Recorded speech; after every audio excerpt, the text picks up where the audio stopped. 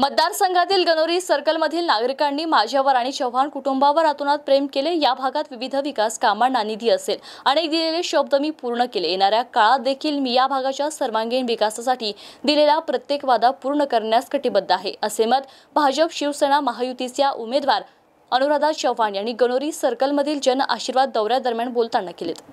माझ्या प्रत्येक संघर्षात इथल्या मातीतील 18 पगड जाती आणि विविध धर्मातील माझे सहकारी आणि इथली जनता माझ्या खंबीरपणे पाठीशी उभी राहिली आहे। तुमचा विश्वास मी कायम हृदयात जपून ठेवेन, असा शब्दही यावेळी बोलताना चव्हाण यांनी दिला। या दरम्यान उपस्थित जनसमुदायाला संवाद साधताना त्या बोलत होत्या।